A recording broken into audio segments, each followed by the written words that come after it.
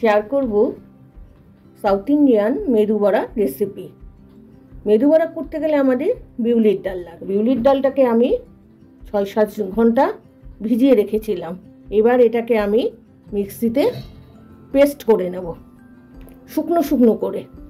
ডালের মধ্যে এবার আমি 2 লঙ্কা আর আদার টুকরো দিয়ে দেবো। আমার ডালের পরিমাণ অনুযায়ী আমি আদাটা দেব।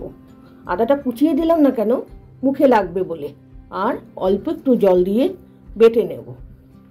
তাহলে আমার শুকনো একটা মিহি পেস্ট তৈরি করা হয়ে গেছে। একদম শুকনো শুকনো করবেন যতটা পারবেন। ডালটাকে এবার ভালো করে ফেটিয়ে নেব। এইভাবে জল দেব না কিন্তু, যতক্ষণ পারবো হাতে হালকা করে ভালো করে ফেটিয়ে নিয়ে এলে দেখা যাবে এটা হালকা হয়ে গেছে। ডালটা আমার ভালো করে ফেটানো হয়েছে। কিভাবে বুঝবো যে ডালটা ফেটানো হলে? তো এমনি হালকা হয়েই যায়। তারপর বাটিতে জল নিয়ে তার উপরে দিলেই এটা ভাসবে, তার মানে এটা ফেটানো কমপ্লিট। এই ডাল বাটার মধ্যে এখন একে একে আমি সব কিছু দেব। প্রথমে দিলাম পেঁয়াজ কুচি, তারপর ধনে পাতা কুচি, কারি পাতা কুচি, তারপরে লঙ্কার কুচি। এবার আমি 1 চামচ নুন দেব আর 1/2 চামচ খাবার সোডা দেব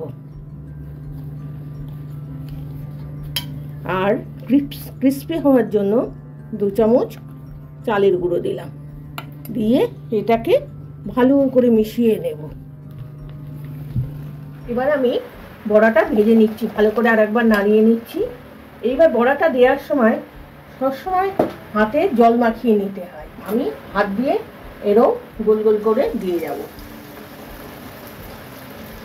আর যতবার আমি করব ততবার আমি জলে হাতটা চুবিয়ে নেব।